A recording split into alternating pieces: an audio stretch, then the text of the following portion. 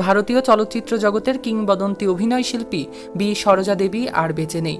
সোমবার 14 জুলাই বার্ধক্যজনিত কারণে বেঙ্গালুরুর নিজ বাসস্থানে শেষ নিঃশ্বাস ত্যাগ করেছেন এই জনপ্রিয় বর্ষিয়ান অভিনেত্রী। মৃত্যুকালে তার বয়স হয়েছিল 87 বছর। সরোজা দেবীর মৃত্যুতে ভারতীয় চলচ্চিত্র অঙ্গনে শোকের ছায়া নেমে এসেছে।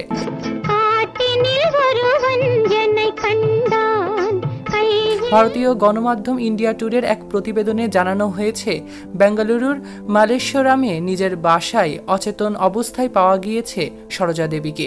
পরে দ্রুত হাসপাতালে নেওয়া হলে কর্তব্যরত চিকিৎসক তাকে মৃত বলে ঘোষণা করেন।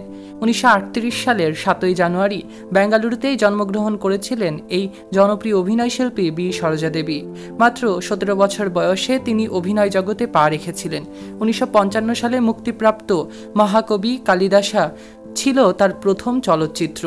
এরপর আর পেছনে ফিরে তাকাতে হয়নি এই বহু ভাষাভাষী অভিনেত্রীকে। তামিল সিনেমায় তার যাত্রা শুরু হয় 1957 সালে।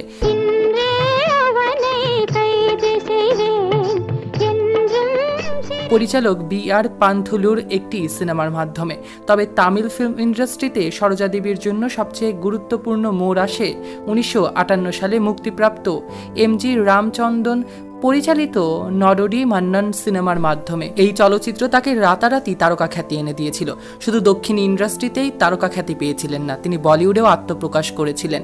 বলিউডে তার অভিষেক ঘটে অপেরা হাউস সিনেমার মাধ্যমে।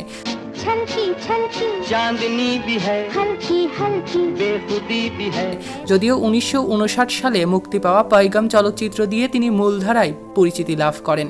বলিউডে তিনি দিলীপ কুমার, রাজেন্দ্র কুমার, শম্মি কাপুরের মতো অভিনেতাদের সঙ্গে পর্দা ভাগ করে নিয়ে জনপ্রিয়তা পেয়েছিলেন।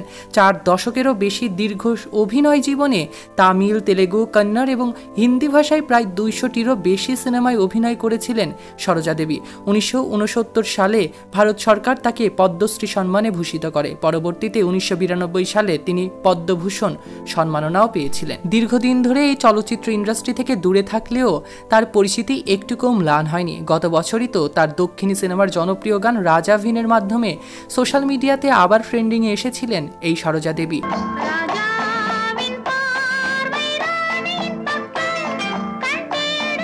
তার এই গানটি তুলনামূলকভাবে দারুণ জনপ্রিয়তা পেয়েছিল সোশ্যাল মিডিয়াতে। তার গানগুলো সত্যি আজও নস্টালজিয়া তৈরি করে ভক্তদের মনে। অভিনেত্রী সরোজা দেবীর মৃত্যুতে ভারতীয় চলচ্চিত্র অঙ্গন হারালো এক উজ্জ্বল নক্ষত্রকে, যিনি সুনিপুণ অভিনয়ের মাধ্যমে দর্শকদের হৃদয়ে স্থায়ী জায়গা করে নিয়েছিলেন। সৈকত আহমেদ নূর, সেলিব্রিটি লাইফলাইন।